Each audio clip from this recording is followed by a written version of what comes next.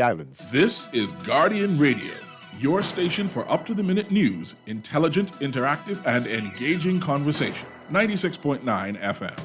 The views and opinions of the hosts and guests are their own and do not necessarily reflect the position of the management and staff of Guardian Network.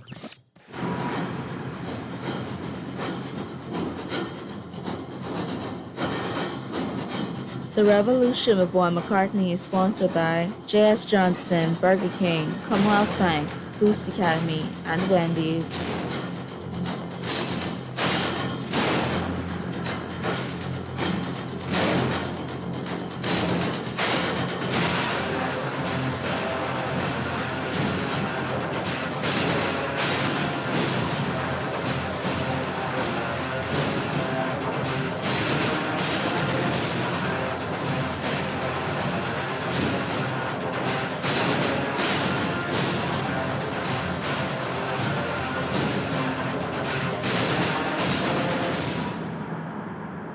Good afternoon and welcome to The Revolution. My name is Joey Gaskins and I am sitting in for Juan McCartney, who I believe is on vacation. It's good to be here. Happy Friday. And as Levon said, as I was walking in and he was walking out, it's good to be out of retirement. I haven't been on the radio in quite some time. Nahaja had me on, I think that was last week or week before last, and she made a big show out of the fact that I've been absent from the airwaves, television and radio, for some time. But when someone like Juan or Nahaja calls you, and says, come, let's go, you don't have a choice but to show up. So I am happy to be here today. And I tried to put together a little show that's not as controversial as maybe you guys are used to, but I think will be interesting. It'll be edifying. And it has to do with an industry that is our second most important industry, but often isn't talked about quite a bit. We talk about tourism a lot. We talk about tourism investment a lot, cruise ships, hotels being built. But today I wanted to shine a particular spotlight on financial services, on finance and investment here, domestic and abroad. So we have some really interesting guests to get to today. But before that, I'm looking at the headlines, and I know people are really concerned. All the headlines today seem to be about the public health crisis. There are videos floating around of leaks in hospital roofs. I got that this morning. Health workers staging sick-outs, given that they've not received promised honorariums, and the hope of herd immunity. I know the government is trying to do a yeoman's task of beating back misinformation around vaccination, beating back some of the suspicions around vaccination to get Bahamians vaccinated. There's a lot going on around us, and I think that this is something important that we got to take a pause for a second and maybe talk about. You guys may know the lines, you may know the text lines, you may know the call lines, but in case you don't, 323-6232.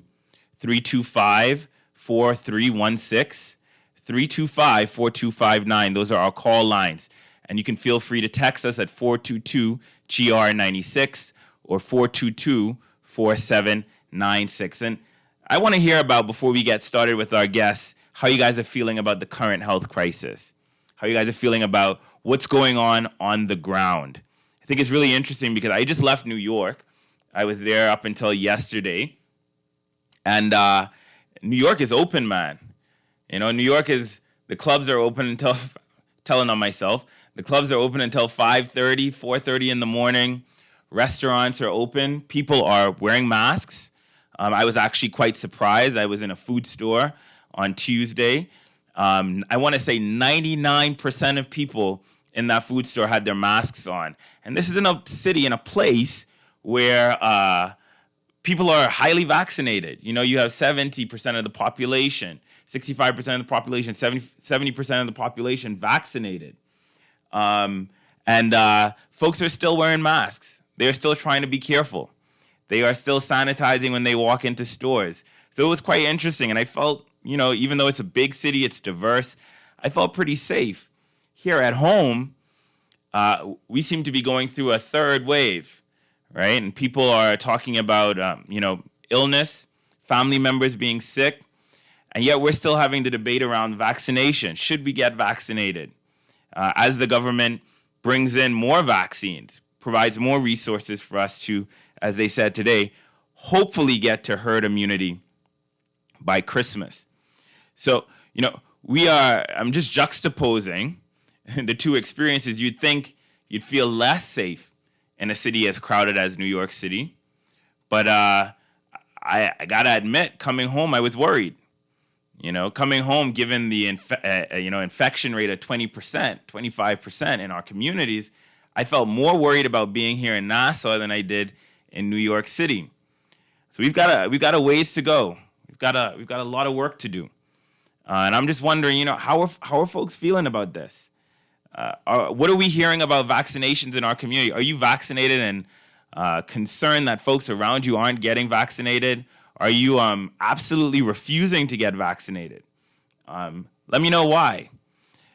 I find that when I got vaccinated here at home, the process was simple. Technology worked perfectly. I showed up to Bahamar. I was in and out in a matter of minutes. You have to wait those 15 minutes or so after you take the shot.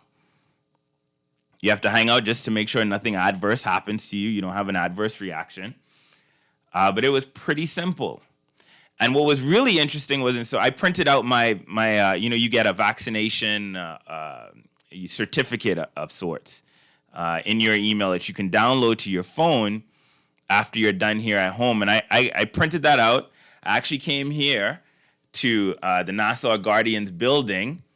I got it printed and laminated. I keep that in my wallet. And as I went to bars in New York City where they were still asking folks, put your number down in case of contact tracing. Can we see if you've been vaccinated in order to let you into this space? They thought it was the most brilliant thing ever to have this laminated card that showed that you were vaccinated. They thought that was brilliant.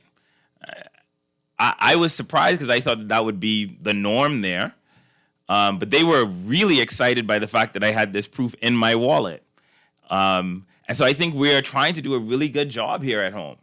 I think the system works here in the Bahamas. The question is just, are people interested in going through the system? Again, our call lines, 323-6232, 325-4316, 325-4259. And if you want to text us, that's 422-GR96, 422-4796. Feel free to shoot us a text message. I see a light blinking here. Do we have a call on? Sure, go ahead, caller. You're on The Revolution. Hello? Hey. Hello? Hello? Hi, can you hear me? Yes, we can hear you. You're live. Okay, good afternoon. I didn't get your name. Oh, Joey Gaskins. Oh, okay, Joey. Yes, how are you? I missed it for a little while. But, Joey, yeah. Let me say welcome back. And I understand Shawnee Miller-Weibo and Stephen Gardner came in yesterday. That's right. Yeah, and I just want to tell them, or if anyone knows them, to let them know, coming from Pauper, the blind one, how much I appreciate and the country appreciate what they do, what they did. Mm-hmm. And I know money could never be enough, but I just wish it'd be a way that we could show them how much we appreciate them. And, I encourage the government and business owners and investors and stuff like that in the country, and maybe the Ministry of Tourism, mm-hmm. to use these people, to advertise the Bahamas, not for free. I mean, like they can make monetary gains, because what they do, they make all us feel good. Also, I wanted to say the question you asked about the health, how we feel about the health sector and stuff right now, mm-hmm. I think it's a good question. And I wanted to say, you say you just come from New York. I listen to the news all over the world, and especially in America. Mm-hmm. I hear for some time now, these 18 months we've been going through this COVID America in the Bahamas, 18 or 16 months, I believe. I hear with companies and some business people, they doing for these frontline workers, along with the government. Right now, the people complaining that the government ain't give them nothing. They being on frontline from that time, risking their life and their family life and stuff like that. Right. I know business people going through a lot of hell right now financially, But some of the business people been doing good from that time, making billions and millions of dollars, and they still making millions of dollars right now with the COVID. So I don't want say to you, since you asked the question, I just feel like we should do more as a people and the government, encourage the government and help the government and some of the people who been making money. Yeah. If we could do some things for those nurses and doctors and the police officers and stuff like that, the people who work in the laundry department at the hospital and stuff like that, the people who cry in the day, people who ain't going to work because they ain't feel like they're being treated right. Yeah. The government only could do so much, I understand, and they maybe the ones who get the most of the money. But if we come together as a people, especially these business people like I talk about who pay me, I mean, there's so much things we could do for these frontline workers, different from just giving them cash, you know. Right. Some of them going through hell. Some of them have family members. We could pay for certain things. We could give them. We own grocery stores. Yeah. We own all kind of things. We, vacations and stuff. We could look out for them more. I just think that's what we need to do. And this bunch of foolishness will be going through right now with this COVID, this judgment. Yeah, I hear you. you. The good way. I hear Joey. you. Thank you very much. Thank you.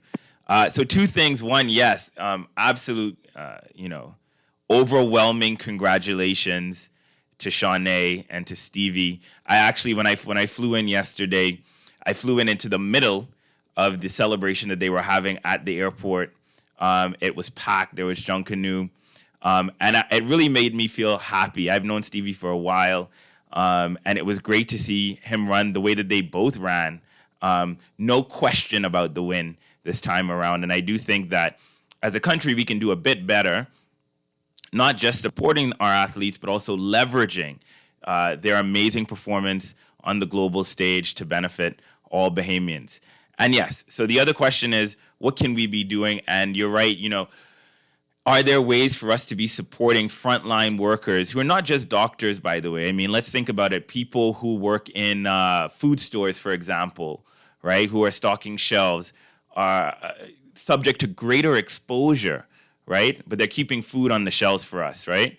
What can we be doing as a community, to support our frontline workers? This is a key question that I think we need to be asking. We got a couple of text messages as well. Great show as usual. I have intentions on getting vaccinated, and I wish people in food stores will refrain from being 6 inches to my personal space and stay 6 to 13 feet away from me. Great show as usual. I am disgruntled to the fact that the citizens of Nassau is at the point they are, quote, numb to murders, and that's not normal or good for a country. What do you think is wrong with people? I mean, apathy may be one of the big things driving the slow uptake of vaccinations here. I think government and public health officials have been making the argument that it's not just about you. It's not just about your family. It is about our community. It's about getting the economy back up and running. And I'm not sure those arguments are sticking. And I'm not sure people see themselves as being a part of the solution. I'm not sure that people understand that we are all in this together. And so that may be one of the issues that we may have. One, hi, Joey. I am not vaccinated. I have 2 questions. Why are insurance companies unwilling to pay claims if something happens after you take the jab? And why are vaccinated people so worried about unvaccinated people? These are good questions. I also think that we have a bit more work to do around educating folks around the difference between vaccinated and unvaccinated. For us, and for me, one of the key reasons why I got vaccinated was because I travel so much, right? But the other thing is, I'm very concerned about health infrastructure. I'm very concerned about the longer effects of COVID-19 and the fact that we have a public healthcare system that we all should be contributing to. And we are just learning about this disease. We're just learning about this virus. And we're not sure what those longer effects are going to be and the toll it will take on our societies. I'm concerned about the longer effects on mental health and for kids who, some of whom have never been in school, right? Only know virtual school. They're not out playing with friends, and we know how important play is to development, right? And they can't go out and play with friends, right? So I'm thinking about some of the longer term effects. And we're hearing that, yes, if you're vaccinated, you may be able to pass on an infection. But we know that vaccination reduces the length and severity and reduces the chance of catching it, right? But I think we've got a lot of work to do around vaccination education. We really do. Let's see what else. Hi, all of this pandemic is causing division. One person says, I'm not inclined to get vaccinated at least for another 2 years. Simply put, there hasn't been enough testing and evaluation on these vaccines. From the vaccine rollout begins, every country's administration has sent out misleading information, like vaccinated people didn't need to wear masks. Again, this is something happening in real time. We don't have an experience like this in our modern history. This is something that we've never experienced before, at least not in the last 100 years. And so there is a bit of a learning curve. I understand people's hesitation and frustration, which is why I think, large-scale vaccination education efforts are going to be key for people to understand what all of this means. It looks like we have another caller on the line. Caller, you're live. This is The Revolution. Go for it. All right. Hello. Good afternoon, Joey. Good afternoon. Charles Hamilton calling in. Hi, Tom. I am doing okay. I guess in terms of how things are operating right now in the Bahamas, I really would encourage people to get vaccinated.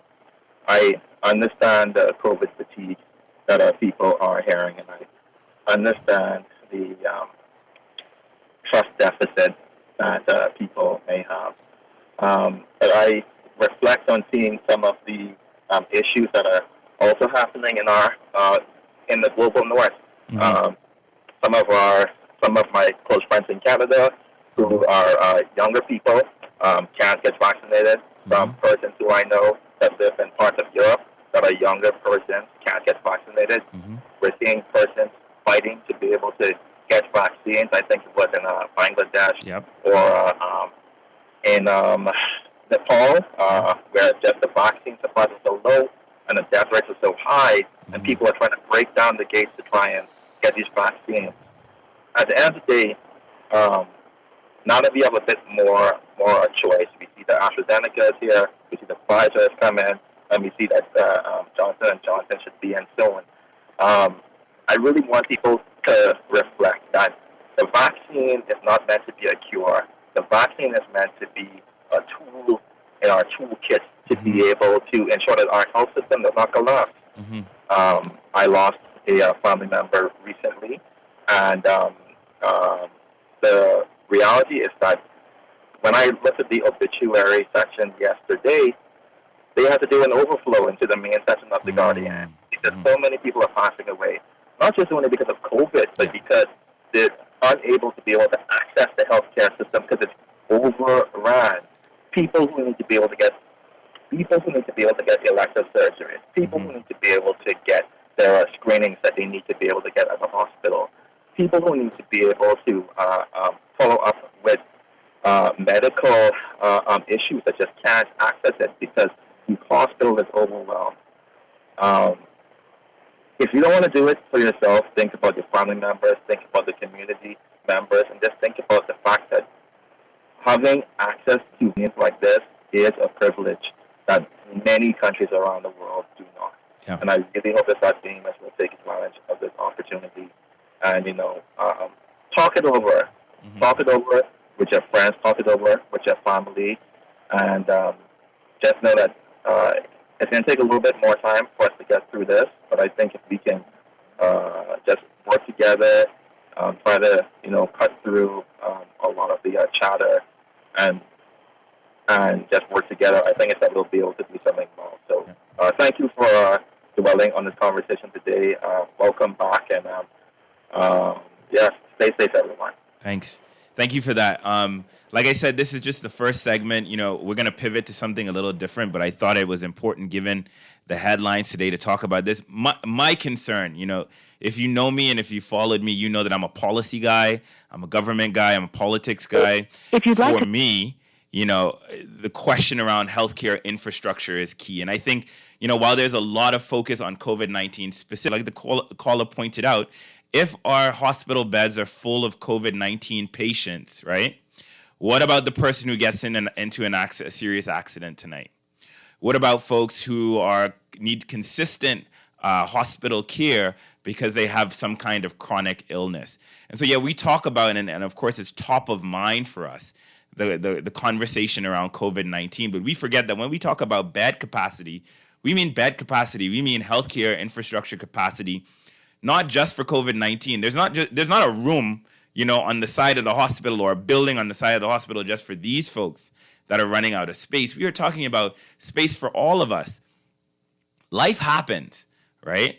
And if we don't have the space to take care of folks, and I'm not even talking about elective stuff. I'm not talking about the things that, you may need to do, but you could put it off for a little while. I'm thinking about folks who require hospital care on a regular basis. That's what we're talking about. And then finally, we can stand outside our homes and applaud these healthcare workers all we want, but they're doing, again, a yeoman's job, right? A yeoman's task. They are working it day and night, and I am friends with a number of young physicians, young nurses who are really putting their everything into this. And how long can we expect them to do that, especially given some of the conditions that have been described over the course of this public health crisis that they have to work with and work in, right? We are faced with, quite a significant task ahead of us. And I understand people's confusion. I understand the hesitation. I understand that people are, not knowledgeable about the science. But one, like the caller said, vaccinations are not the end-all and be-all. They are a tool in the toolbox. And two, I do think that we have, and when I say we, I'm talking about us as a society, we have a long-term task of getting ourselves together on this, of educating each other on this, and being understanding, and understanding why people may be hesitant, and making an effort to bring them on side. One caller says, one text messenger says, I think it makes sense to clarify that vaccination does not mean that you will not catch COVID, but it minimizes the viral load that you spread and reduces the severity. We have to do it to protect our kids and immunocompromised people. Another text, the healthcare system has been broken for a while. I was there in 2009 when the doctors were striking because they wanted to be able to go abroad for care. It was horrible. It was a horrible time, and I lost my daughter due to negligence. And I read a story of another young lady this year who had an almost identical experience. Some people are not meant to be in healthcare, and there are some, if they were meant to be, some who are not meant to be in the field. These people need to be rewarded and held as an example. Absolutely agree. Folks are chiming in at an alarming rate, actually, on the text message. Question, if 5 years from now, a person suffers side effects from the COVID vaccination, who do you use, the government or who do you blame, the government or the manufacturer of the vaccine? That's a really good question. I don't know. But it is something, again, that people are asking, and I guess we need to figure out answers for this. We have a current crisis. Perhaps people don't feel like it's touching them, that the present is less severe than others, than the future, than they can imagine the future being. But a lot of questions about what happens next, what happens in the future. Question, why do vaccinated people in Nassau think they can't spread or catch COVID? That's, again, a good question. When I talk about vaccination education, I'm not just talking about people who don't want the vaccine, That's the other thing. Or people who are not vaccinated. I think those of us who are vaccinated need to understand what the limitations of that might be as well. I really want to get to my guests. They've been waiting on Zoom for quite some time. I knew this was going to be a hot topic. But I didn't realize people were going to jump on this the way they did. I'm going to take one more caller, then we can go to break, and we're going to pivot to the directors of the Ministry of Financial Services, Trade, and Industry to talk about something that is COVID-related, by the way, right? That economy and our economy is currently suffering under the weight of a global pandemic. And we talk about tourism a lot, but this is one industry that has kept on pushing, and I want to highlight that industry today. So one more caller, we'll go to a break, and then we'll bring on the directors. Caller, you are live. This is The Revolution. Yes, good afternoon. How are you? Good afternoon. How are you? Right here. Good. I like what one of the texters said. Why are persons who are vaccinated, why are they so gung-ho against us who are not vaccinated. Mm-hmm. If you want to take the vaccination, you made up your mind to take it, right? Yes. That was your choice. Mm-hmm. Well, don't try to pull us into it. We decide that we will not take the vaccination. Yeah. Okay? Yeah. And I think that we ought to just be honest and allow persons to make up their own minds and stop trying to put pressure on persons who do not see the vaccination as something that is good for them, and allow them to, in their own time, make up their minds and take the vaccination. Well, let me play devil's advocate here. So I believe in personal choice. I think personal choice is important. The question really is, how much does personal choice matter when your choices affect your community? So take, for example... Yeah, but your choice affected the community as well. But they haven't taken the vaccine. One second. You guys can still spread the vaccine. The virus. Yes, but so here's the thing, right? And I'm just playing devil's advocate. I used to be a cigarette smoker when I was in college. I quit some time ago. But, for example, in places around the world, and perhaps in some places here in Nassau, if you are not a smoker, you don't want somebody in an enclosed space smoking cigarettes, right? We know that even though I smoke cigarettes and it harms me, my cigarette smoke affects other people, and secondhand smoke can be almost just as dangerous. So we eliminate your choice to smoke inside, right? So I guess my question is, how far does the personal choice argument, or should the personal choice argument go? And I'm just curious. Well, I don't think that you can, in this context, in this case, I don't think that you can and should impose upon the person to make such a choice as this. All right? This is a serious choice, and it is one that I may think affects me adversely. You may think that it may do you good. All right? So I don't think for 1 minute we should pressure those who choose not to make this decision. Yeah, even if not making the decision affects the healthcare system, affects the people around you, affects immunocompromised folks, even if that's the case. But you made the decision to take it, and still you can affect others. Yeah, but the rate, my ability to affect, the degree to which I can affect people is greatly reduced, given what we see from the research evidence. So I'm just asking the question: if my ability to affect other people negatively is greatly reduced because I've done this thing. And why should people be forced to take this when this is something that is not even properly proven yet?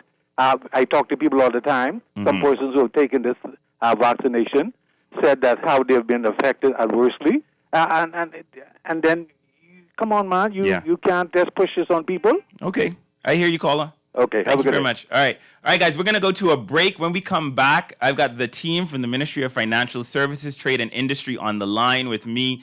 They will be talking about, again, one of those industries that, despite the pandemic, has been really, really resilient. We don't talk about it enough. We're always talking about tourism. So I want to give these directors, these leaders in the public sector, an opportunity to talk about the great thing in their ministry when we come back after this break. Thank you guys very much.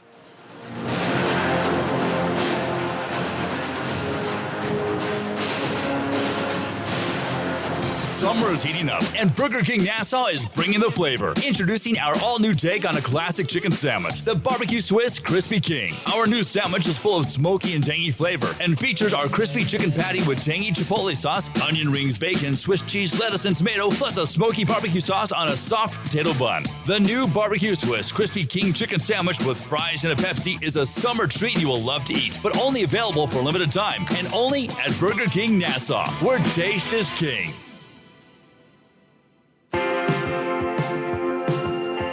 Many people wonder, what makes Boost Academy unique? Maybe it's our 8-to-1 student-staff ratio, the emphasis we place on student individuality, our focus on numeracy, literacy, and creating better citizens by sharpening students' critical thinking skills. One of our many talented teachers, program facilitators, and mentors, or just maybe it is our commitment to taking full responsibility for your child's education, no hidden fees or costs. Regardless of what it is, let us help your child reach their full potential. Boost Academy is currently enrolling students of grades 4 through 12. Visit www.boostbahamas.com to apply now.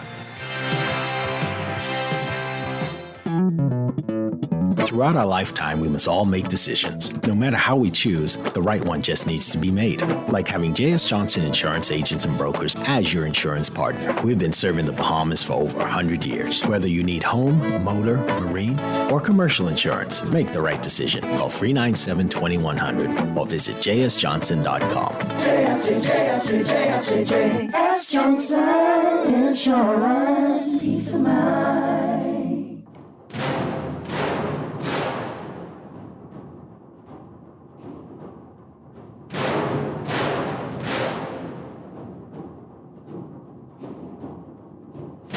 Good afternoon, and we are back on The Revolution. My name is Joey Gaskins. I am sitting in for Juan McCartney, who is hopefully enjoying a well-deserved vacation.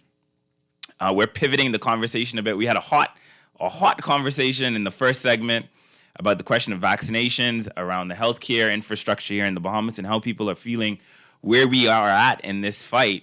One of the things that I think is really key is for us to understand that the pandemic is not just a health crisis, it's also created, in certain ways, an economic crisis. This is really important, too. I don't know. My business partner was on Juan's show last week, I believe it was, and Wale ramming some numbers from the firm that we own, Open Current, that does research and insights. Public opinion research came out from Seabreeze and St. Barnabas. Those numbers told us that top 3 issues in these constituencies, for people in these constituencies, are job opportunities and employment opportunities, economic growth and economic development, and healthcare. Those first 2 are really important, I think. And again, COVID has had an adverse effect on both job growth and economic growth, on both employment opportunities and economic opportunities. We have talked about what this means for tourism, an industry that literally was brought to a standstill. I mean, I remember the Minister of Tourism going to Parliament and saying, there is no tourism. I think that's the first time we would have ever heard a Minister of Tourism go into Parliament. And they made a decision to shut the tourism industry down. I think the right decision, given the global health crisis we were facing. I flew back in yesterday, and it is clear to me that tourism is back up and running, perhaps not to 2019 levels, but the airport was packed, right? And everyone's celebrating this kind of return. But there's one industry, a financial services industry, that kept on ticking throughout the course of the pandemic. And it is something that we have an entire ministry focused on, right? An entire department does this work.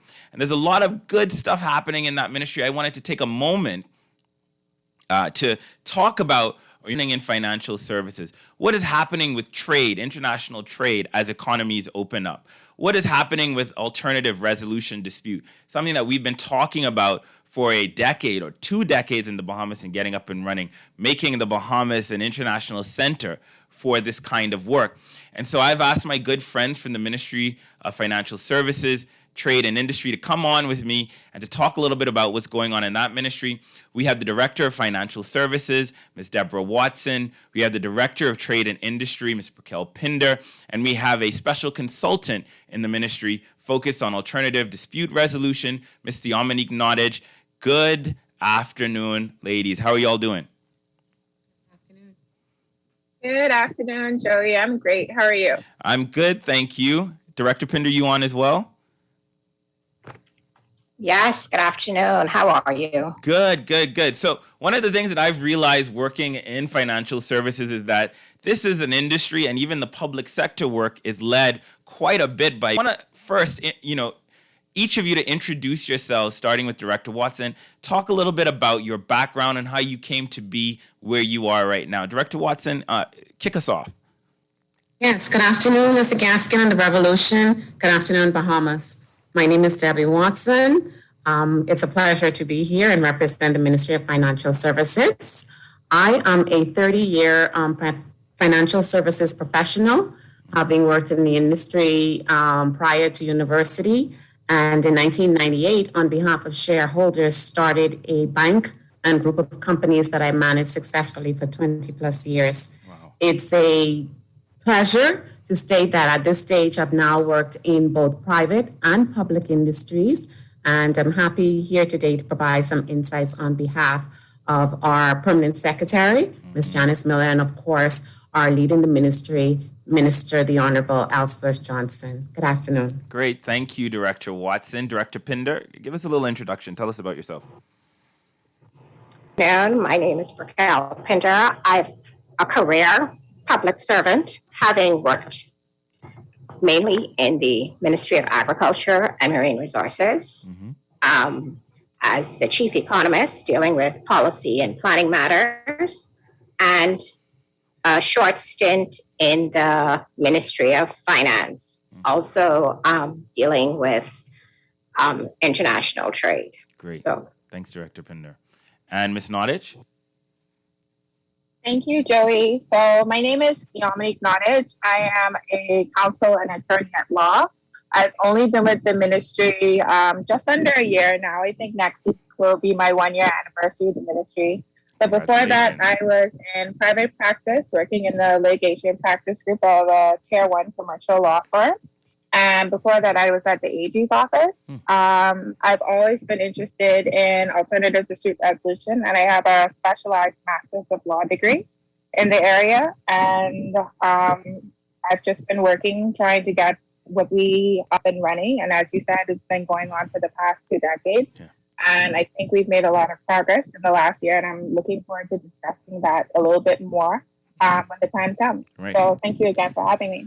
Great. So, I mean, you guys were on the line while I was trying to manage the COVID-19 conversation that we started off with. It's obviously, really a key part of what we're discussing at the kitchen table, in boardrooms, around ministries and within government agencies. It is really kind of sucking all the oxygen out of the room. And one of the ways that I introduced this topic is to say that in a lot of ways, the work that you guys do in the ministry continued forward even in COVID-19. And in some ways, I guess, and perhaps it's a bit inappropriate to say, but in some ways may have benefited the industries or sectors in which you work. So I want each of you to talk a little bit about what kind of impact COVID-19 has had, whether that is in financial services, on ADR, or on trade and industry. And the thing, Director Pinder, when we get to you, is to talk about, how trade may be. I think people think about goods when they think about trade, mostly, manufacturing. But there's an opportunity to talk about trade and services as well, which I think really benefit Bahamians. So starting with you again, Director Watson, how has COVID-19 impacted the financial services industry from your perspective? Okay, thank you so much, Joey. So the Ministry of Financial Services Trade Industry, we have an extension to that, immigration, and we'll tie that in a little bit more, is the entity responsible for providing vision, strategic direction, policy, and information related to the movement of financial resources, goods, and people. Our priorities are to protect, to promote and grow financial services, and my colleagues will also expand on their various departments as well. But our overall goal is to see how we can tie our various departments into expanding our economy and creating job employment for Bahamians at large. During the pandemic, I'm new to the ministry as well. I will tell you that I started in March and 10 days after the country was in complete lockdown. So I think we can start with that being the beginning of my tenure in financial services. During that time, we used that as an opportunity to really kind of determine where we are, what financial services means, and how it supports our economy.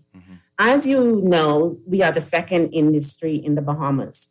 We employ about 9,000 professionals inside this industry. They expand across the gamut of broker-dealers, bankers, private bankers, custodial services, corporate services, transfer agencies, financial technology, fintech, lawyers, estate practitioners, I would say aviation and maritime, real estate, insurance. We cross a number of different components that combine and make us. So when we look at financial services, there are a number of moving parts. And as such, each of those sectors were impacted differently due to COVID-19. So it's a big picture that we're looking at we say financial services, but it's big in terms that it contributes to 15 to 20% of our GDP. what happened during COVID, we use that as an opportunity to build our resources and to definitely increase our creative energies, our innovation, our think tank, and to bring all stakeholders to the table to say, this is where we are, how are we impacted, what will we do, and how will we move forward. We broke that up into four components. Our biggest strength that we have found in industry has been our collaboration across the sector.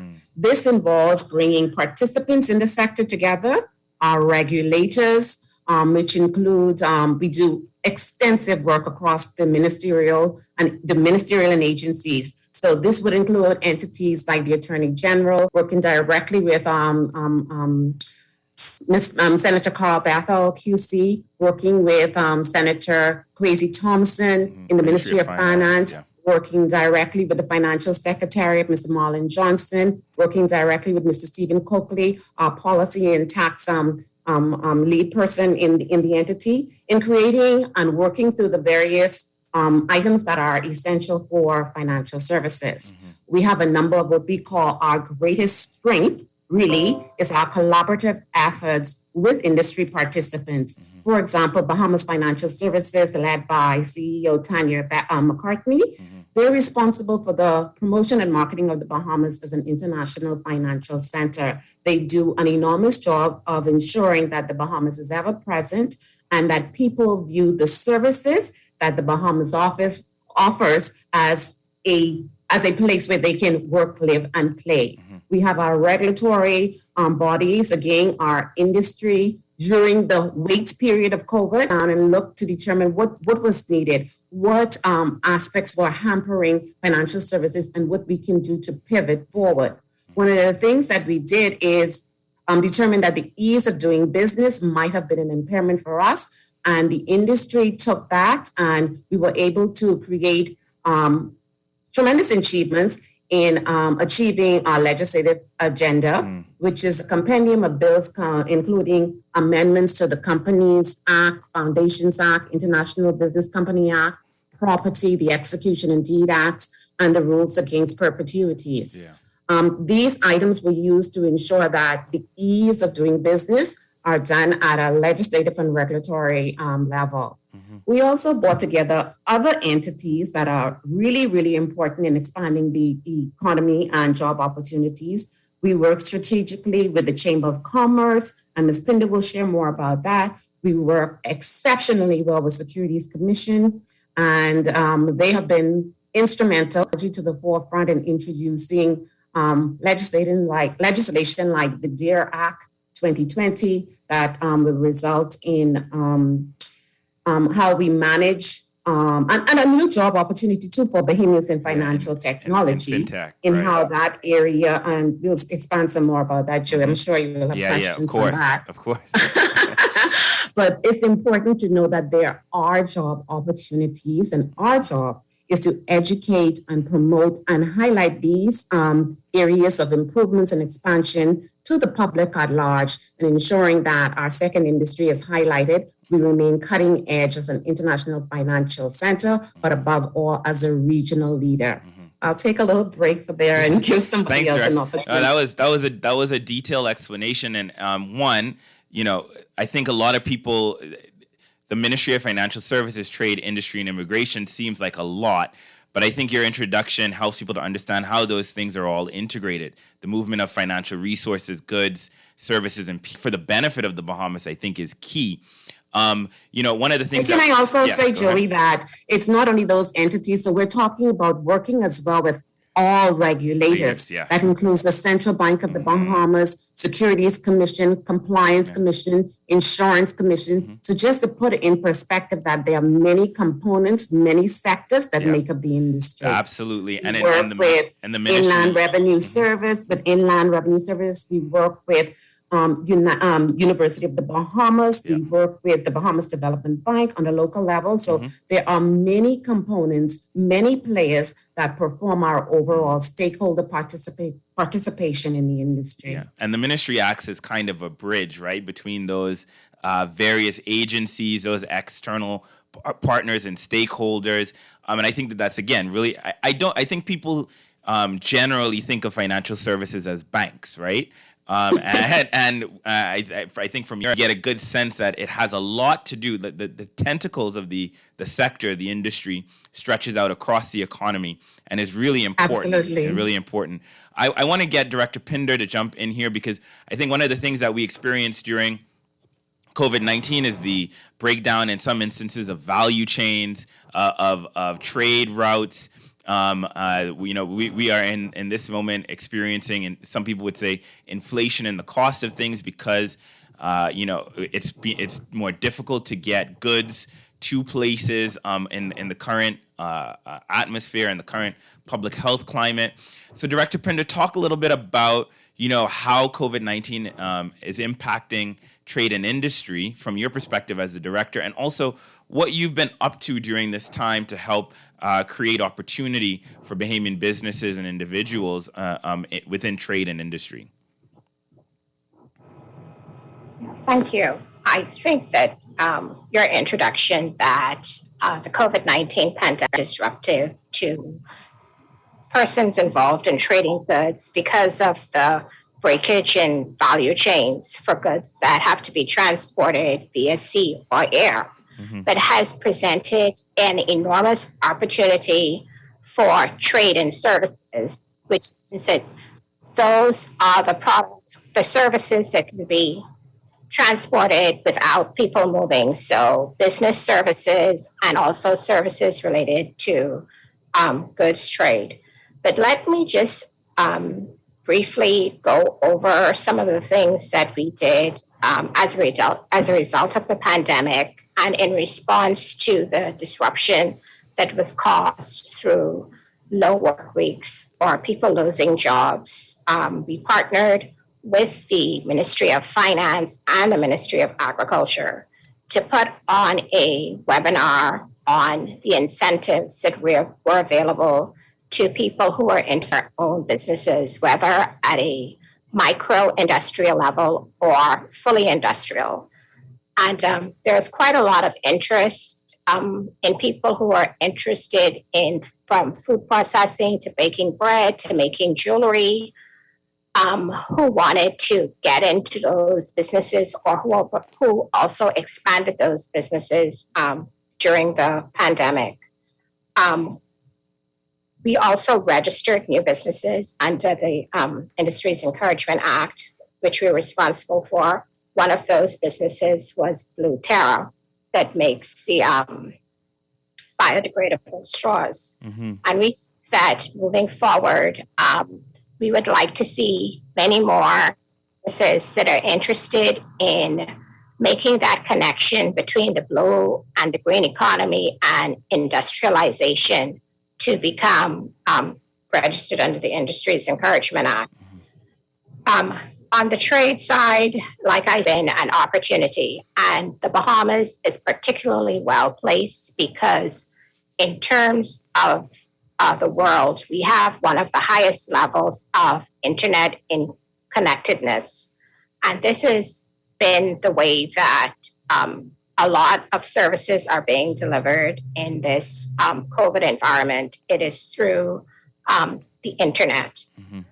So we have partnered with the Chamber of Commerce and some of the other business groups to really try and look at what our strengths are to integrate ourselves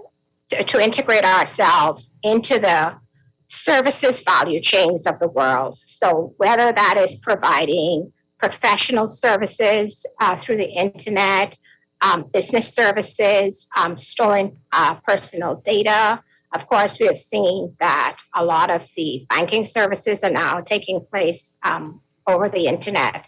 So the main thrust of what we are doing now is trying to develop a trade policy that will set the direction for trade and services over the next 5 years.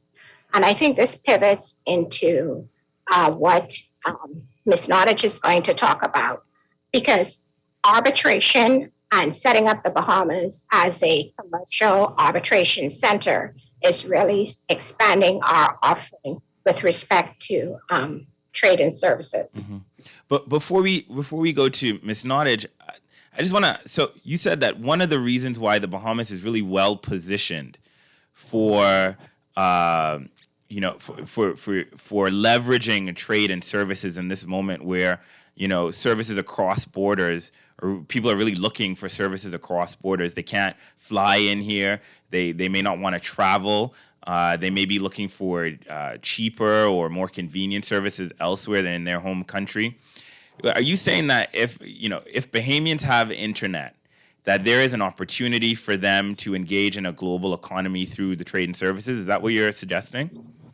Yes, definitely. We're seeing it. Many of the small businesses are actually establishing e-commerce sites to sell jewelry, to sell handbags.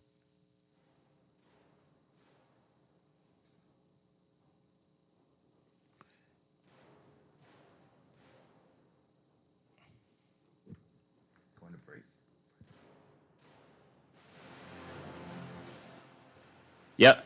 We're going to take a quick break. Sorry about the abrupt cut, but we will be right back. Sorry, Director Pinder. We'll be right back after break with Director Pinder finishing her thought, and then with the Dominique Nottage on ADR and how we can take advantage of what we have currently, trade and industry and financial services and ADR during the pandemic. We'll be back after this break.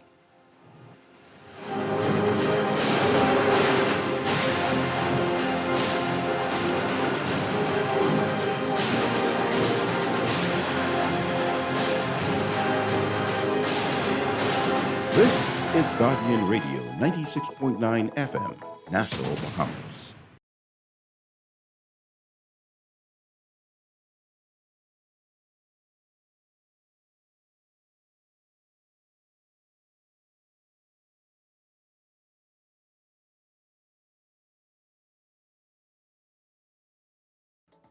This is Guardian Radio, 96.9 FM.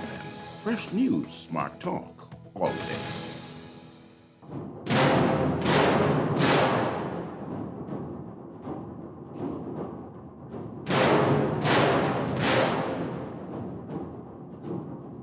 Good afternoon. We are back at the Revolution. My name is Joey Gaskins. I am sitting in for Juan McCartney, who again is on vacation. And we have with us today the team from the Ministry of Financial Services, Trade, and Industry. There's immigration as well. I think that deserves an entirely different show. That not because they're not related, but because there's so much to talk about there. And we had an internet issue. We dropped Director Pinder, but she was in the middle of answering a question which I think is really important.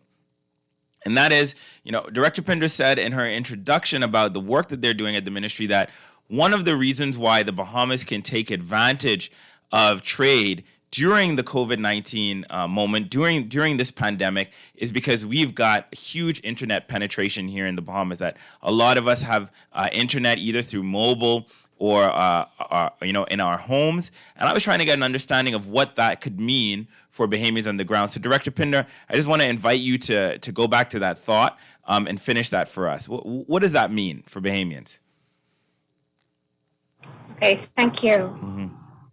What the COVID pandemic has done is that many of the business transactions that may have happened face-to-face or from people moving from one place to another to provide the service or consume the service, our business model has now changed where many services are now being provided over the internet. We've seen that shift in education where you can now go online and learn almost anything. Mm-hmm. But it's also happening in services like professional services associated with businesses. So lawyers are now transacting business over the internet. We talked about e-commerce. Mm-hmm. A lot of those transactions are happening over the internet. Mm-hmm. So similar to the way that goods can be started in one country, value added in another country, and then move on to a third country. What we are seeking to do is look at opportunities for the Bahamas to become integrated in global value chains for provision of services, whether affiliated with business. Director Watson talked a little bit about financial services, or whether it's being a base for services to be provided to other countries. Mm-hmm.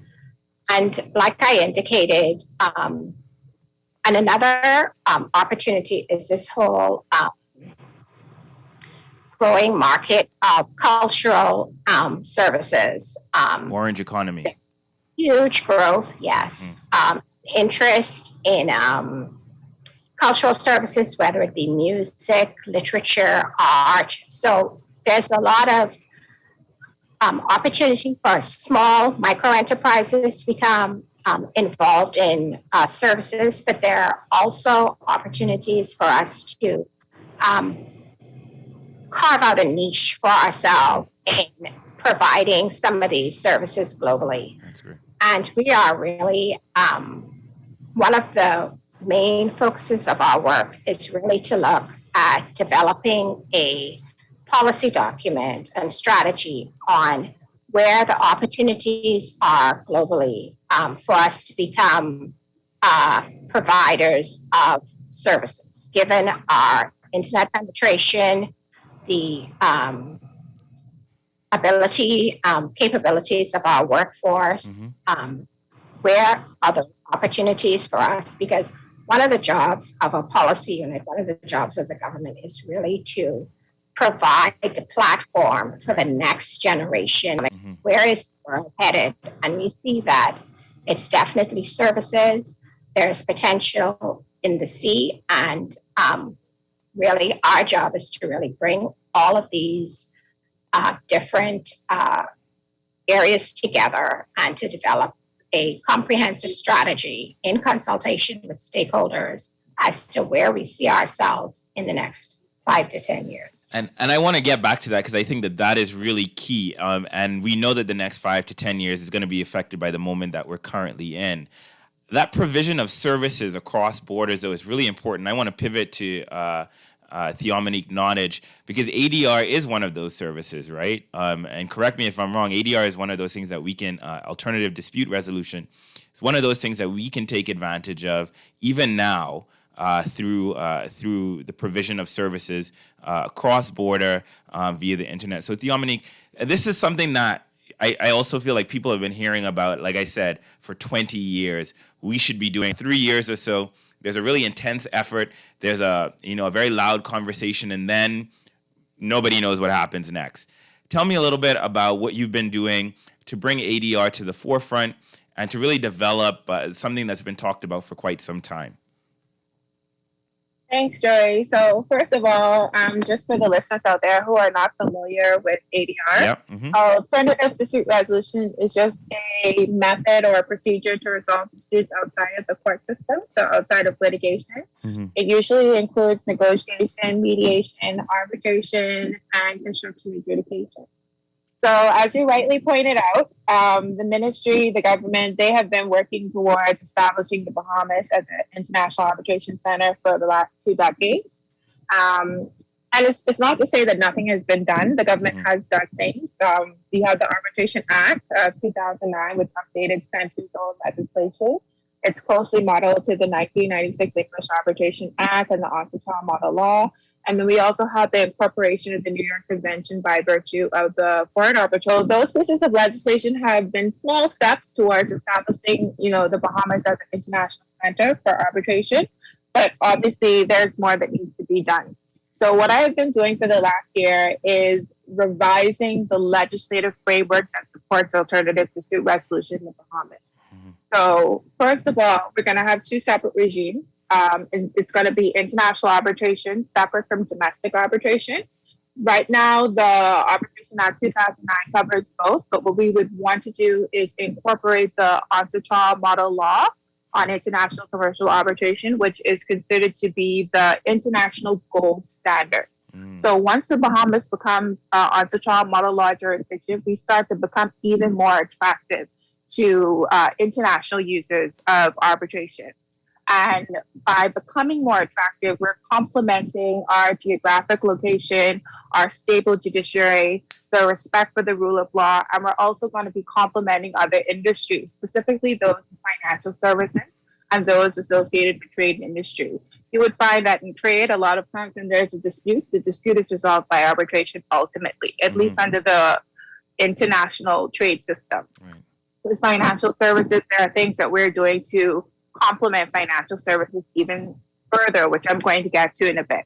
So my primary focus over the last year has been to update the 2018 bill that was laid in November 2018, which incorporates the UNCTAD model law. So I've had a very collaborative approach with industry, and that has already been mentioned by Director Watson and Director Pinder. The ministry always collaborates with its strategic partners. So there have been many meetings with different organizations that represent industry stakeholders to get to the point where we are with the 2018 bill. The 2018 bill is now at the Law Reform and Revision Commission, and they're making the final amendments, and we're hopeful that that act is going to be passed before the end of the year. Besides the UNCTAD model law being incorporated, we're also looking to make amendments to the 2009 Arbitration Act. The 2009 Arbitration Act is going to be amended to be a domestic arbitration legislation, and that's going to also support trust arbitration. So now already we have in the Trustee Amendment Act 2011 provisions to support trust arbitration. We're going to incorporate certain aspects of that, and this again is in its early stages. We've had initial meetings with the AD Cooper Roselle.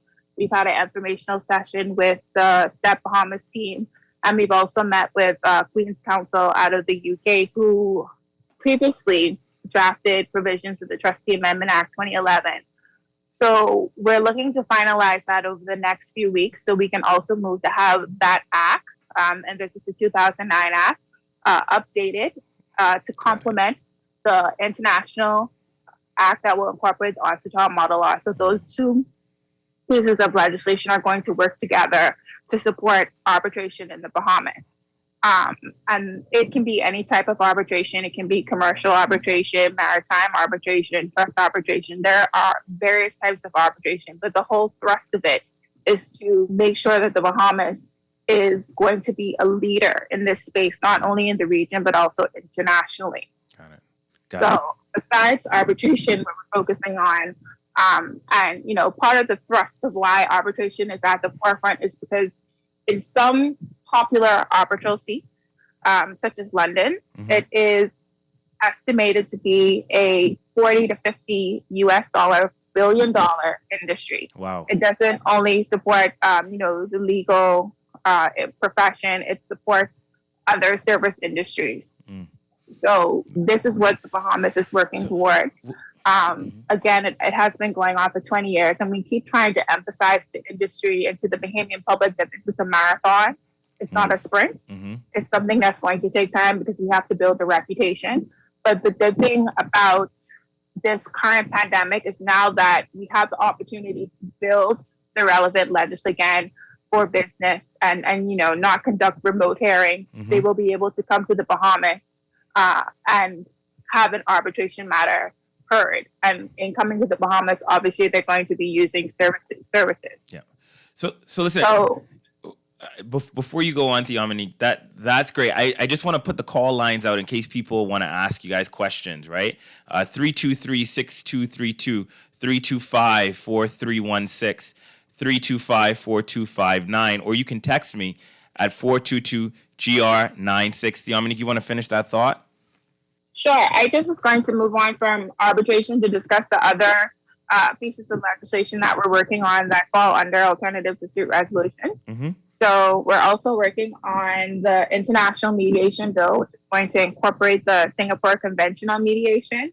And what the Singapore Convention on Mediation does, it enables mediated dispute settlements to be enforced in the courts in the same manner that an convention and the Foreign Arbitral Awards Act of 2009, and in the same way that foreign judgments can be enforced in Bahamian courts. So that's going to be a game changer, because even though arbitration has been quite popular for a while, we have found that the international business community is starting to move more towards mediation as their preferred method of alternative dispute resolution. And sometimes that's actually done in conjunction with arbitration. So that international mediation bill is going to further enhance the Bahamas' reputation as a center for international dispute settlement. We're also going to be introducing a domestic mediation bill to support domestic mediations. And we're trying to encourage lawyers and businesses to engage in mediation as opposed to going through the court system. I did indicate before that previous to coming to the ministry, I worked in private practice and litigation.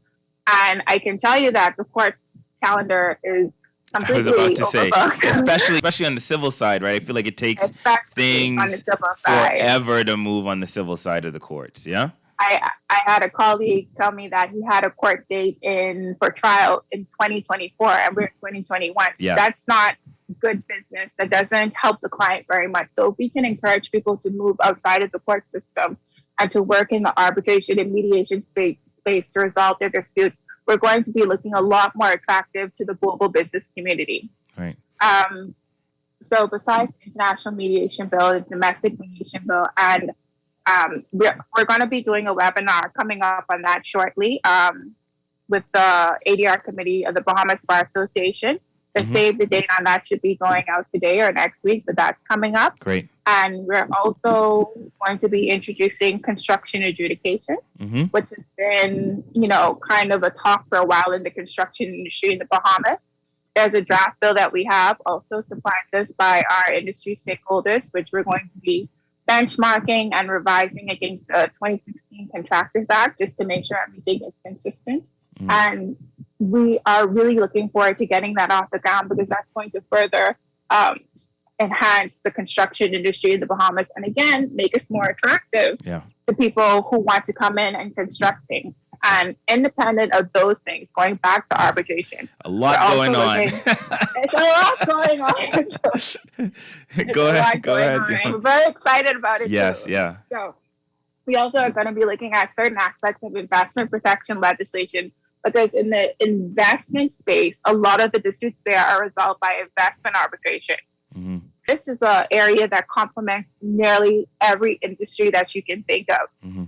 So it's a big deal for the Bahamas to establish itself as a center and to move towards it. So what we've been doing in the last 11 months since I came to the ministry, we established an ADR unit in the ministry. Got it. So the first thing we did, we sat down, we went through all of the documents and files, and we created a 2-year strategic plan of what we're going to be doing quarter by quarter over the next 2 years. Now, some of the plan is not working out how we, first envisioned it, but we're rolling with the punches and we're keeping, the work up to get these things done by the end of 2021.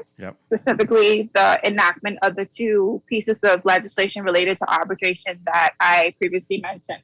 Got it. We also had a webinar at the beginning of this year, and that webinar was quite well attended. We had really positive feedback. We collaborated with several of our strategic partners. We had speakers from the Bar Association, the Bahamas Chamber of Commerce. We also had international speakers. We had Professor Lucas Marcellus from Queen Mary University of London, and Professor Lucy Reed, who is the president of the International Council for Commercial Arbitration. And they were talking about the educational opportunities for Bahamians to get training in this space, so that when we do open up as a center, that Bahamians have the opportunities to act as arbitrators, to act as arbitration counsel, to act as mediators, etc. We also got approval from the cabinet to appoint members of the Permanent Court of Arbitration, and that is to further strengthen our relationship with the Permanent Court of Arbitration. We only became a member of that organization in 2016, and it's important for us to strengthen that relationship because aspects of the International Commercial Arbitration Bill involve the Permanent Court of Arbitration as an appointing authority. So that is important for us to make sure that we strengthen the relationship and make sure that Bahamians are members of court for when the time comes for an arbitration matter that, may be referred to that court, that Bahamians are on that list who can be considered as arbitrators. And we're also revamping which was formerly the International Commercial Arbitration Executive Council. We revamped it to the Alternative Dispute Resolution Council, and that's going to be a public-private partnership. So you're going to have representatives from the Bar Association, from the Chamber of Commerce, from the Ministry of Education, from private practice and industry, who are all going to come together and help to support the ministry in advancing its mandate to establish the Bahamas as a center for international dispute resolution. We've also continued, and again, this has been a very important for us, and overarching theme of the ministry is collaboration. Yeah. We're not really doing anything without the input of our industry stakeholders. So when these pieces of legislation go to public consultation, we are confident that we have the support of our industry behind us. Yep. So a lot has happened in the last 11 months, and a lot more is scheduled to happen in the next quarter, the final quarter of this year. So it's all things that have been on the back burner and have been in the background for a long time for the government, but it's just coming to fruition now. So it's going to be a lot of good things to look forward to for the Bahamian public. This is great. I mean, obviously a comprehensive, extensive look at everything going on in the Ministry of Financial Services, Trade and Industry, which also includes immigration. I got a text message here asking, how do you become an arbitrator? And I actually think that this is an open question for all of the directors on the line, and is, we talk about all the things that's happening in the ministry. How do Bahamians go about taking advantage of the opportunities being built? Think about that for a second. We have a caller on the line, actually, and I want to go to that. Hi, caller. You are live on The Revolution. Go for it. Yes, thank you, sir. Good afternoon, and good afternoon to your guest. Good afternoon. I must admit that sounds very intellectual, scholarly. Mm-hmm. So I have what may be a little difficult question. I want to know if the department, that's financial services, is also connected to the Ministry of Finance. I'm sure Director Watson can ask, but those are two different entities. They work with each other, but yeah. Mm-hmm. My question is the system that we have here in the Bahamas of promotions and directorship and all these things, is it sustainable, especially with our downturn in finances, especially being a touristic economy, and we have a heavy blow from COVID? Is it sustainable for us to have the public service being a large employer and paying out salaries and so on? Is it sustainable, and for how long could that remain? Mm-hmm. All right, thanks, caller. That's an interesting question. I think probably better for the Ministry of Finance, who runs all the numbers.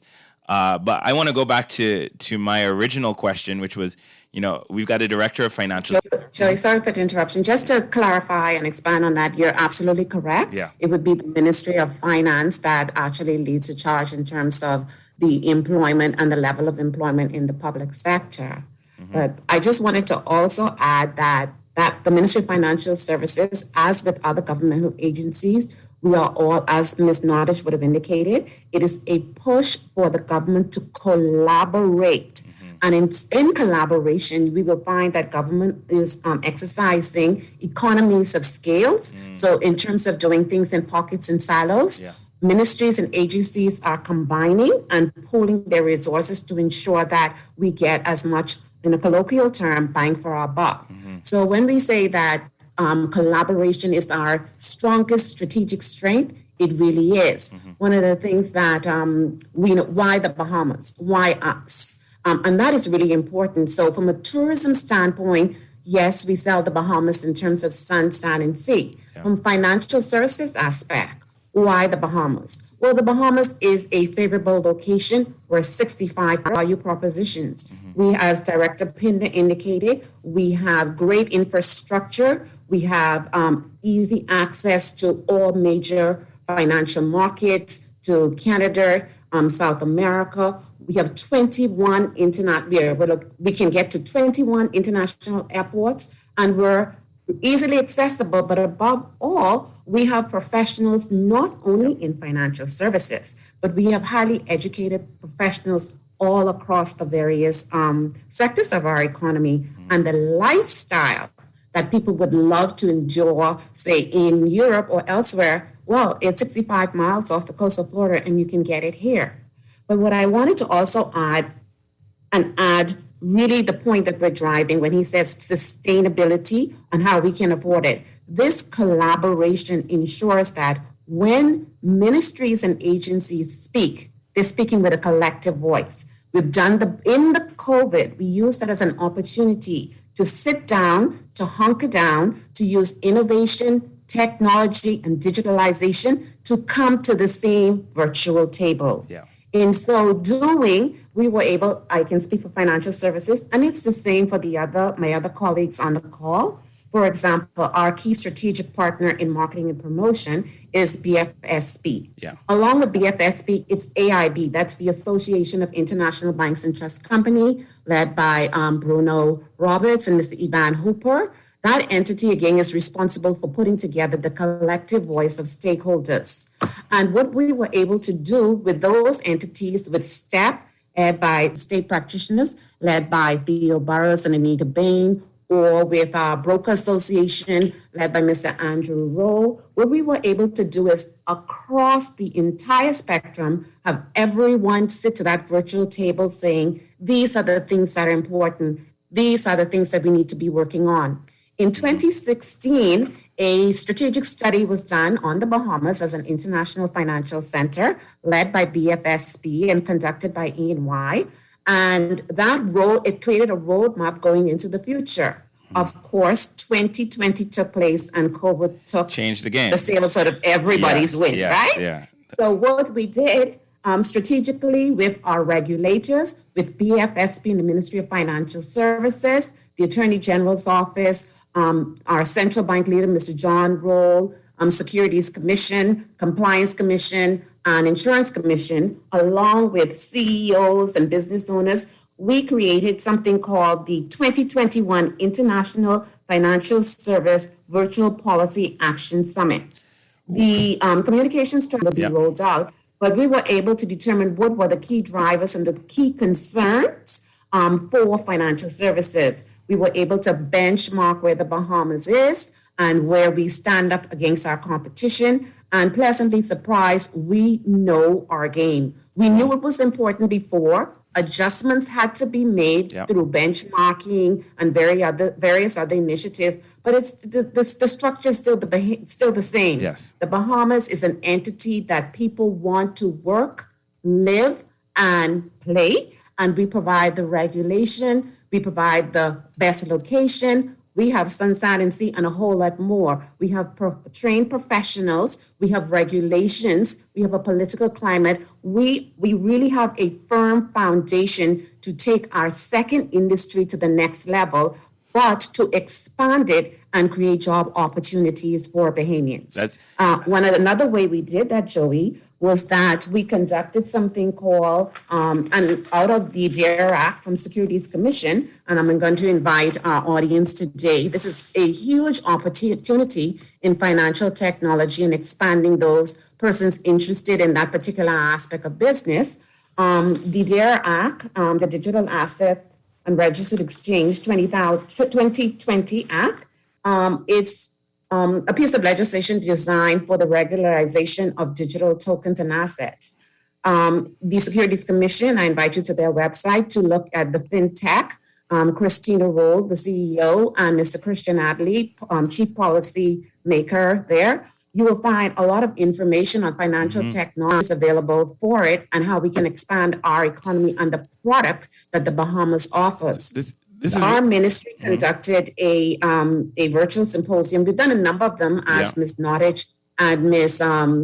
Director Pinder indicated, but really our job is to ensure that we educate and we update stakeholders on relevant items in financial services and to work collaboratively with participants in the industry to ensure that we get this information out. And just one last thing before I go, we haven't forgotten our students as well. So we do have a summer program going on virtually. Oh, really? But I just wanted to say with AIBT, with the Association of International Banks and Trust Companies, we have worked with them over the number of years as a leading sponsor to ensure that students coming through the University of the Bahamas are exposed to the various facets of financial services. And we place those students along with AIBT in various organizations so that they can have hands-on experience and exposure to the industry and their studies and, could lead them in a direction and add value to the overall financial services sector. So clearly a lot going on. You've heard the full gamut of what's happening in the ministry. We have another caller on the line.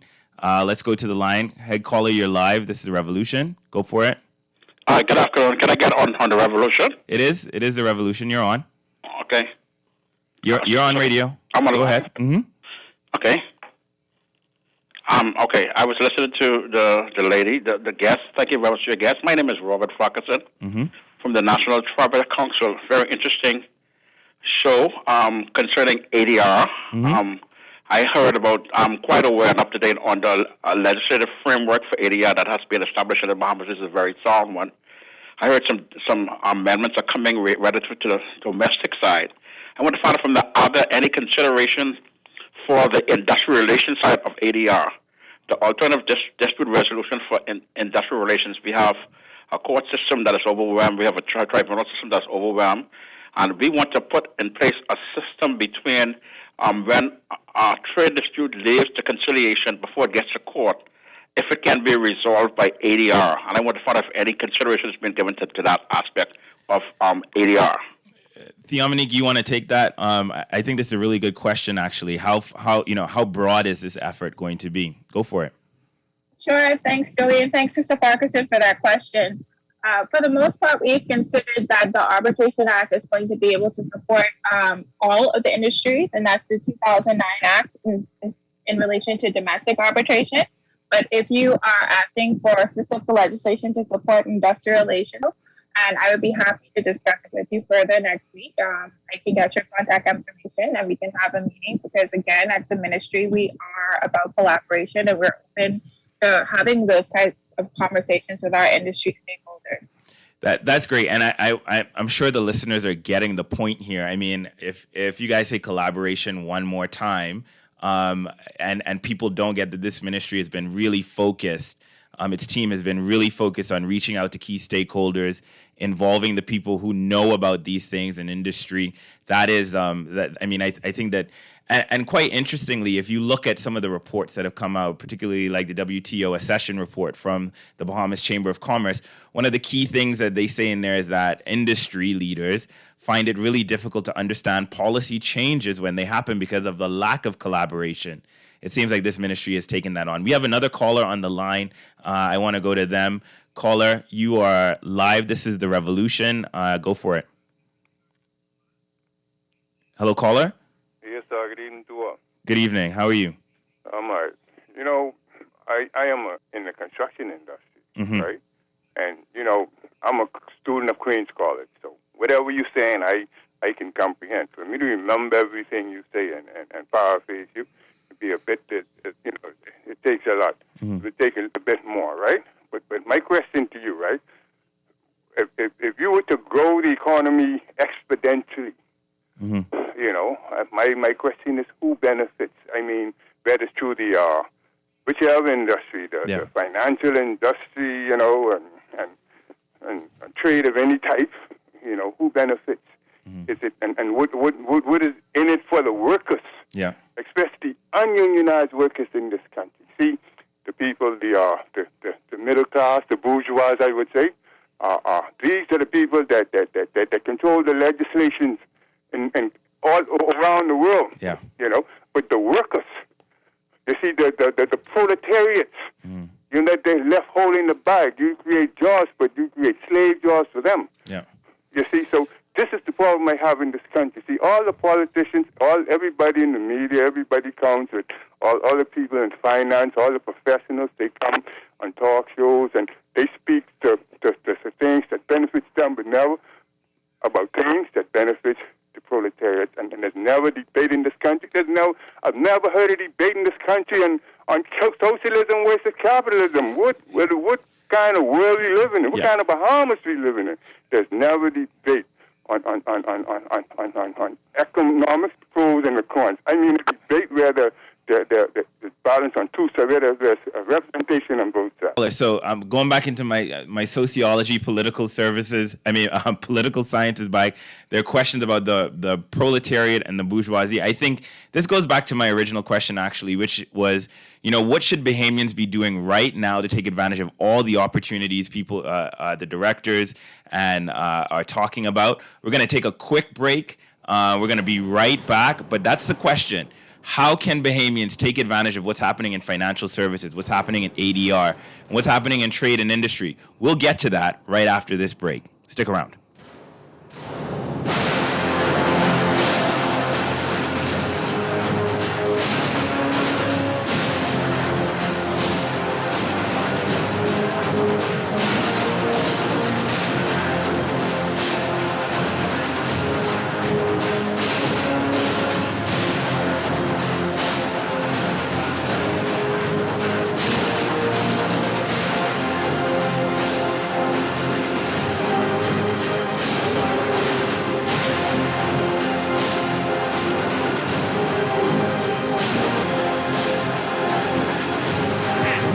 Spicy means Wendy's spicy. Unlike the other guys, our spicy activates all your senses. For a taste of Wendy's spicy, try the new Chipotle Crunch Cheeseburger made with fresh beef, or the new Chipotle Crunch Chicken Sandwich, both with delicious crispy jalapenos, Chipotle aioli, cheddar cheese sauce, and much more. Taste the Wendy's spice in every bite of irresistible Chipotle Crunch chopped fries too. Stop it today for the flavor you crave. Wendy's, different inside and out.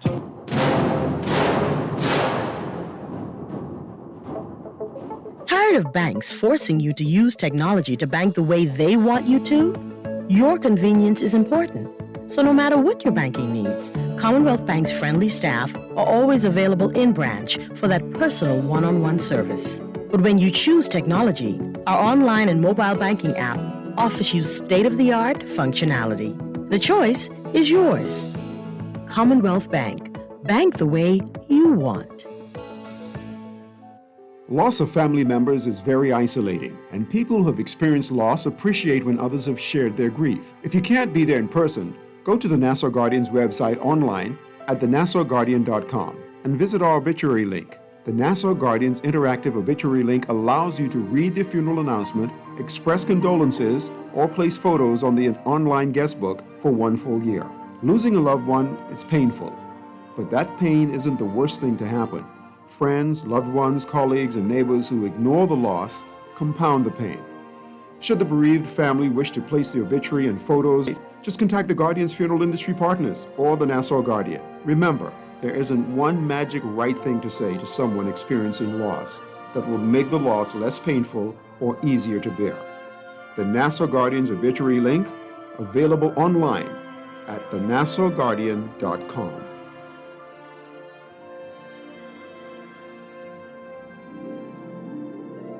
This is Guardian Radio 96.9 FM. Fresh news, smart talk, all day.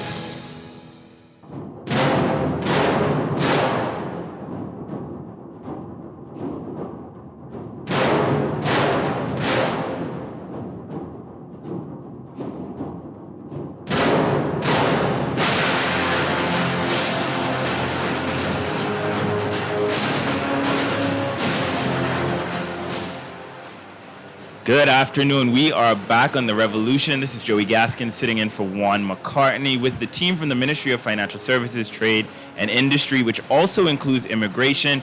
On the line, we have Director Debbie Watson, the Director of Financial Services, and Theomonique Nottage, who is a special consultant working on alternative dispute resolution and creating the Bahamas or making the Bahamas into an ADR center.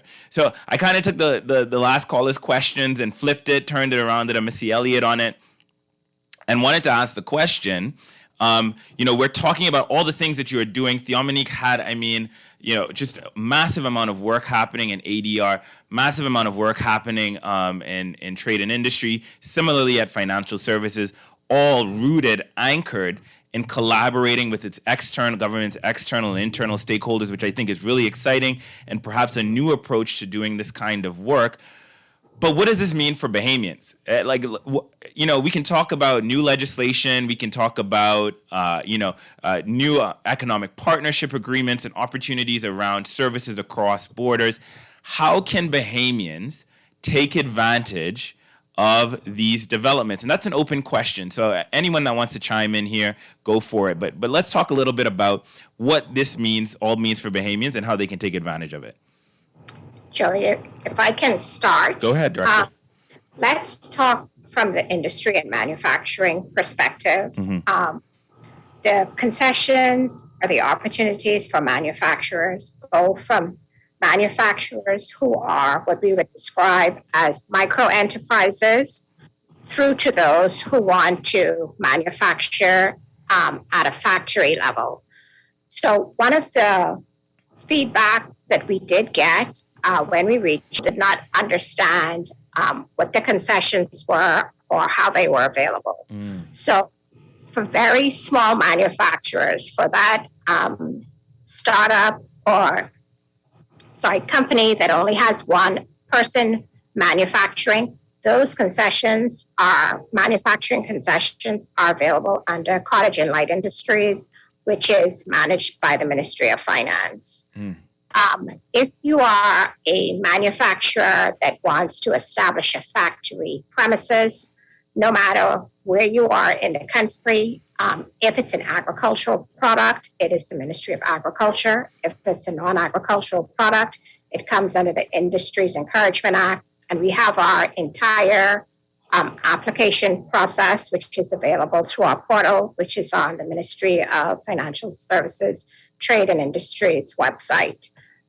Over the next fiscal period, we will be updating that website to provide some more information for persons who are interested in manufacturing. We did indicate that opportunities to connect manufacturing to the blue economy, which is what's going on the oceans, which is the new frontier, as well as sustainable products. And we mentioned Blue Terra, which is doing the straws. On the services side, again, when we reached out to companies currently and businesses that are operating in services, whether it be providing business services, they all indicated that it's very easy for a company to digest volumes of information and data. But how do you bring this information down to a company where there may be only it's owner operated? So one of the key objectives in the trade strategy is to really provide opportunities or to outline opportunities that are available to what we call independent professionals, as well as those that are scalable up to larger sized companies. So we appreciate that the gamut of people that want to participate in trade and industry runs from those that are what we call at the micro level, as well as to more established businesses. And it is really our objective to make our trade strategy, to make the information that we put out digestible to that entire spectrum. Got it. I actually have two specific questions around ADR on this question, Ms. Nottage, which I think aligns with what we're talking about right now. You become an arbitrator, and another said, Joey, I did a 2-day course recently online in arbitration and mediation. I passed the exam and received a certificate. I have a master's degree as well. Would I qualify to be a mediator or arbitrator? So, Theomony, tell us a little bit about, what Bahamians need to do to benefit or to become involved in the work that's happening around creating ADR, an ADR center here in the Bahamas. Thanks for both of those questions, Joey. So the first thing I want to highlight is that everybody has a different path to becoming an arbitrator. It's not one linear option, right? So you have some people who choose to do the specialized postgraduate degrees, and you have some people who choose to do certification courses. There are people in the Bahamas, in the community, who think that to be an arbitrator, you also have to be an attorney. That's not true. So another thing that we try to highlight is the fact that anyone, any professional can be an arbitrator, right? About party autonomy, and the parties involved in this dispute have the freedom of choice to appoint their arbitrator, and they don't have to, say that it has to be this attorney, it has to be that attorney. It can be anybody, and they set the standard for what kinds of qualifications they want their arbitrators to have. I had no idea. That was news to me. I really thought you had to be an attorney to be an arbitrator. No. You have persons in the industry who have arbitration qualifications but aren't attorneys. There's a senior architect, Michael Digges. He is not a lawyer. He's an architect by profession, but he has qualifications under the Chartered Institute of Arbitrators, London.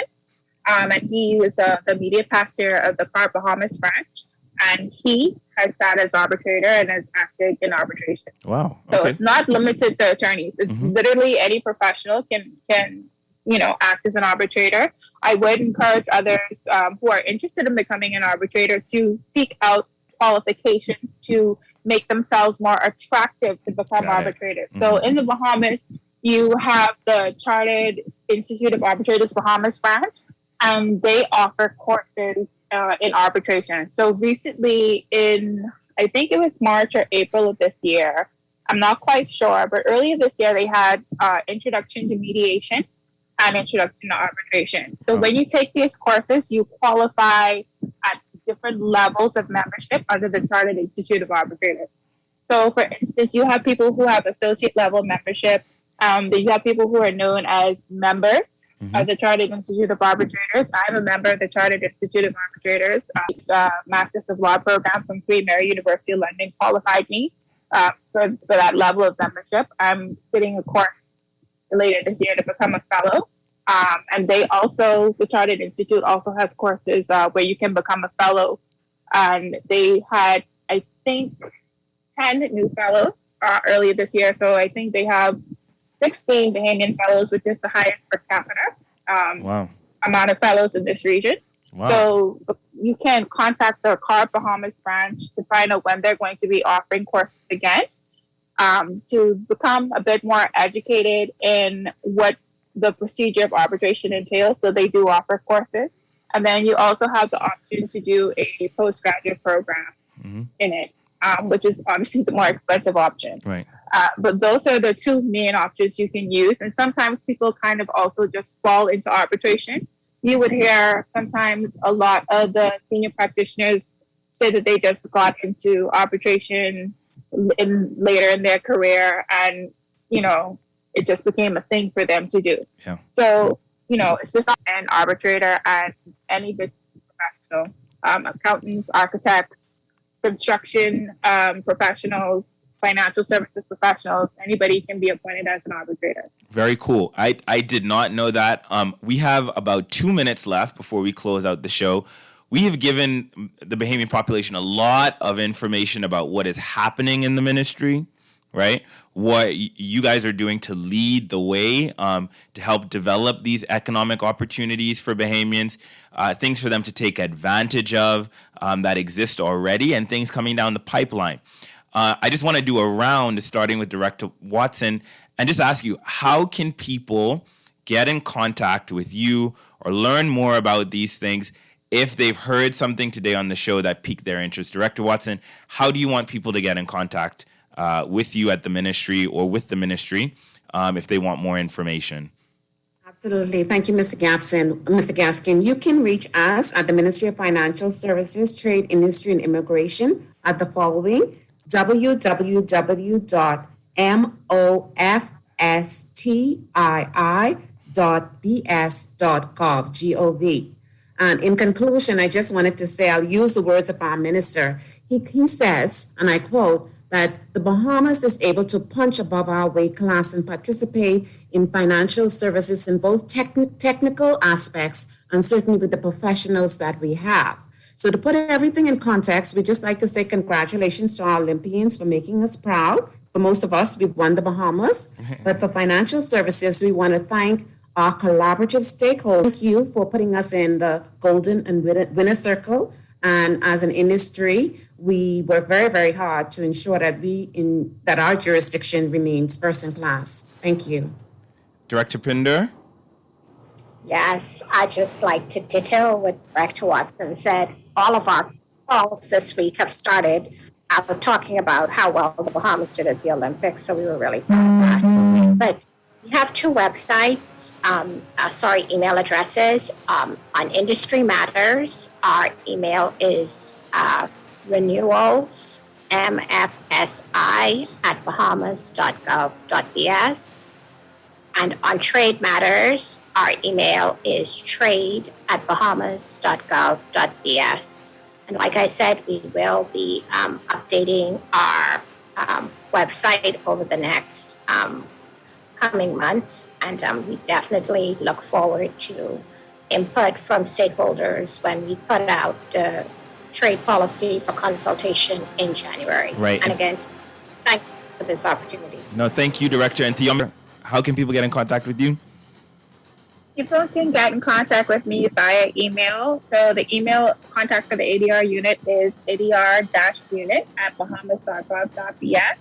Alternatively, I can be contacted at Make Nottage at bahamas.gov.bs. So if you need me to spell it for you, TheomiNiCue As Dr. Pender already indicated, we are updating the website with more content for every facet of the ministry. So please stay tuned to that and other aspects of our social media platforms, as we're going to be updating over the next few months as well, just to make sure that the Bahamian public has full access to what we're doing as a ministry. Great. Thank you guys so much for being on the show today. That's mofstii.gov.bs. I'm Joey Gaskin sitting in for Juan McCartney. This was The Revolution. Have a great Friday and a great weekend. See you guys next week.